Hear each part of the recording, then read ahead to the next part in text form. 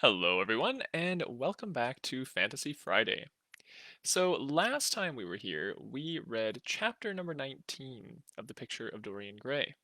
And that was the second to last chapter in this book. So, today we're going to read the final chapter. However, in chapter number 19, we saw Dorian speaking with Lord Henry and deciding that he, once and for all, was going to be good, whatever that means. Now, Lord Henry effectively just laughed in his face when he heard this because he knew that Dorian was capable of no such thing, even though he had convinced himself of it. Lord Henry knew better. So Dorian is kind of in this weird place right now, thinking, what is he? And he is starting to moralize quite a bit, as Lord Henry declared, and he doesn't know what he is, really.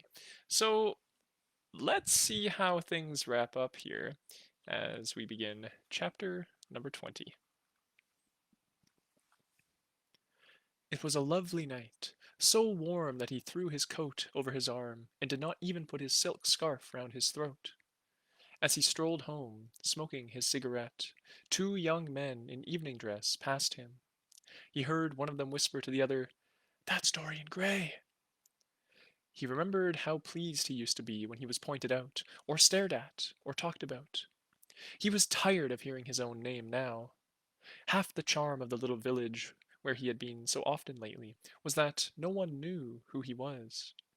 He had often told the girl whom he had lured to love him that he was poor, and she had believed him. He had told her once that he was wicked, and she had laughed at him and answered that wicked people were always very old and very ugly. What a laugh she had!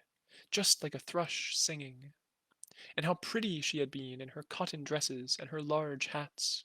She knew nothing, but she had everything that he had lost. When he reached home, he found his servant waiting up for him. He sent him to bed, and threw himself down on the sofa in the library, and began to think over some of the things that Lord Henry had said to him. Was it really true that one could never change?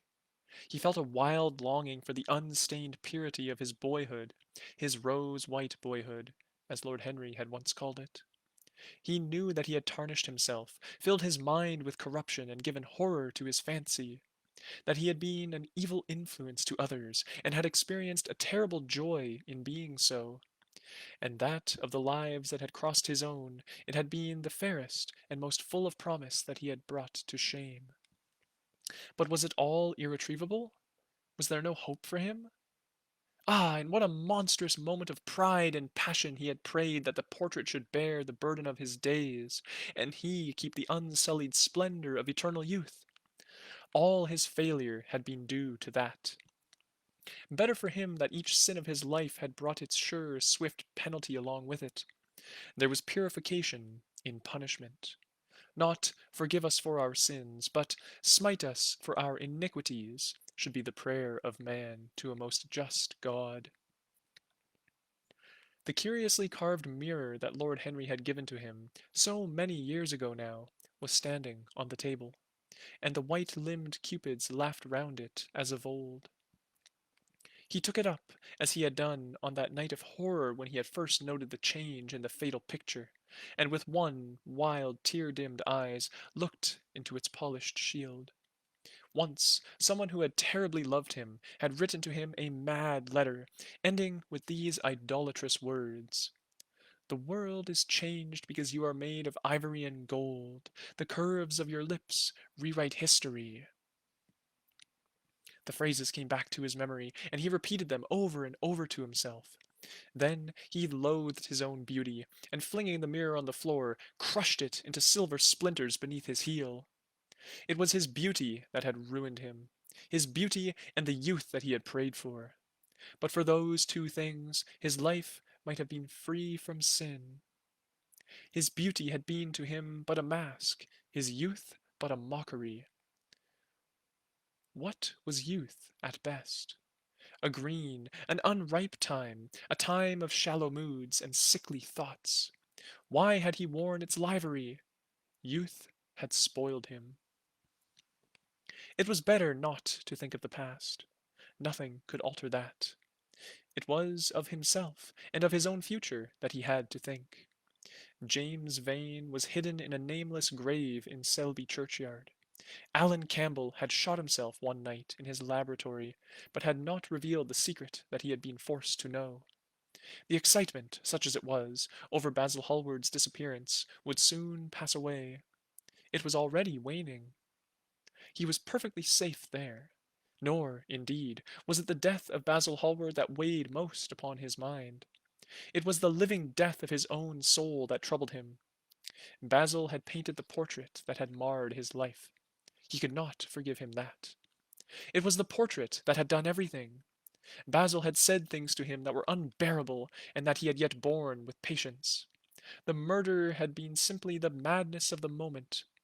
As for Alan Campbell, his suicide had been his own act. He had chosen to do it. It was nothing to him.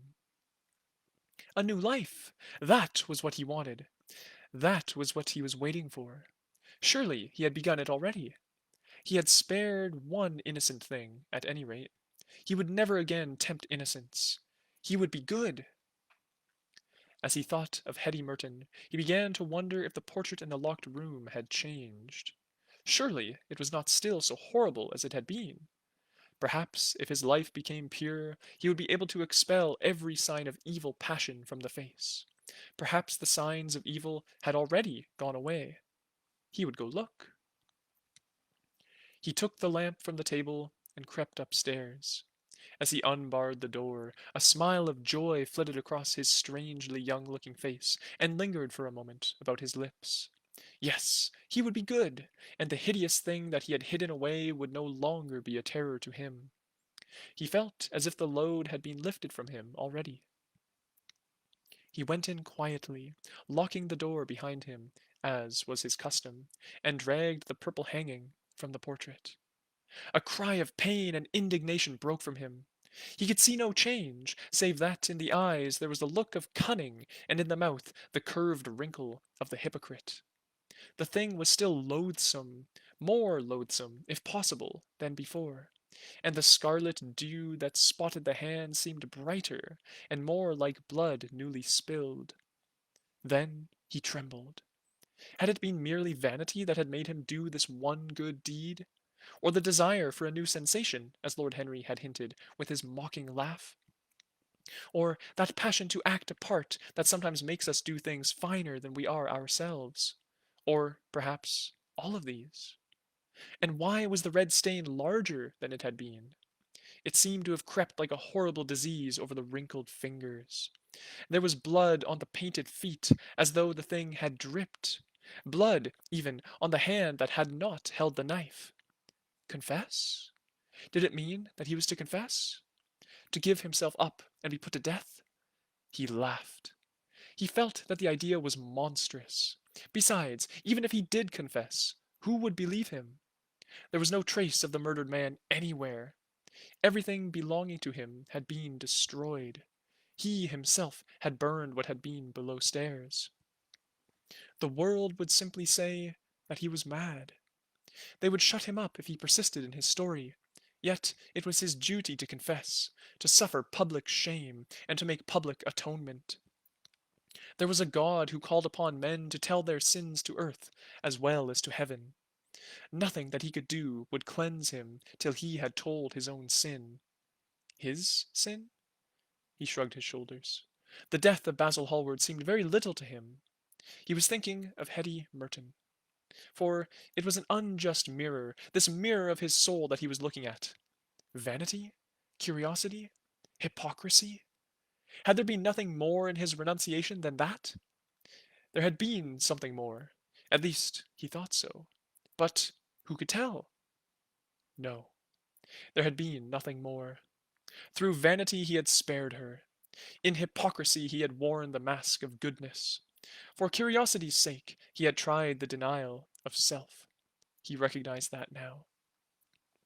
But this murder, was it to dog him all his life? Was he always to be burdened by his past? Was he really to confess? Never.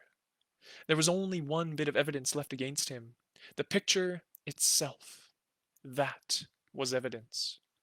He would destroy it. Why had he kept it so long? Once it had given him pleasure to watch it changing and growing old. Of late he had felt no such pleasure. It had kept him awake at night. When he had been away, he had been filled with terror lest other eyes should look upon it. It had brought melancholy across his passions. Its mere memory had marred many moments of joy. It would it had been like conscience to him. Yes, it had been conscience. He would destroy it. He looked round and saw the knife that had stabbed Basil Hallward. He had cleaned it many times, till there was no stain left upon it. It was bright and glistened. As it had killed the painter, so it would kill the painter's work, and all that that meant. It would kill the past, and when that was dead, he would be free. It would kill this monstrous soul life, and without its hideous warnings, he would be at peace. He seized the thing and stabbed the picture with it. There was a cry heard, and a crash. The cry was so horrible in its agony that the frightened servants woke and crept out of their rooms. Two gentlemen, who were passing in the square below, stopped and looked up at the great house. They walked on till they met a policeman and brought him back. The man rang the bell several times, but there was no answer. Except for a light in one of the top windows, the house was all dark. After a time, he went away and stood in an adjoining portico and watched. "Whose house is that, constable?" asked the elder of the two gentlemen. "Mr. Dorian Gray, sir," answered the policeman. They looked at each other as they walked away, and sneered. One of them was Sir Henry Ashton's uncle. Inside, in the servants' part of the house, the half-clad domestics were talking in low whispers to each other. Old Mrs. Leaf was crying and wringing her hands. Francis was as pale as death. After about a quarter of an hour, he got the coachman and one of the footmen and crept upstairs. They knocked, but there was no reply. They called out. Everything was still. Finally, after vainly trying to force the door, they got on the roof and dropped down on to the balcony. The windows yielded easily. Their bolts were old. When they entered, they found hanging upon the wall a splendid portrait of their master as they had last seen him, in all the wonder of his exquisite youth and beauty. Lying on the floor was a dead man, in evening dress, with a knife in his heart. He was withered, wrinkled, and loathsome of visage. It was not till they had examined the rings that they recognized who it was. And so concludes the picture of Dorian Gray. What a finale! What a way to end the novel. It really leaves you wondering. Dorian Gray, so tormented by his own past, decides at once, well, what if I just erase the past? I will take up this knife and stab the portrait which Basil Hallward had painted. Well, turns out that Dorian himself now has a knife in his heart. And he is the withered, wrinkled, disgusting old man on the floor, dead. And the portrait is as pristine as it was the day Basil painted it. Interesting. Very interesting. So this leaves a lot of room for contemplation. We can consider this endlessly, just as many people of other ages have done so. Very interesting book. Very interesting book. And I'm pleased to have read it, and I'm pleased that all of you have been here to experience it. So I hope you enjoyed it. And if you did, then feel free to check out our other readings as well.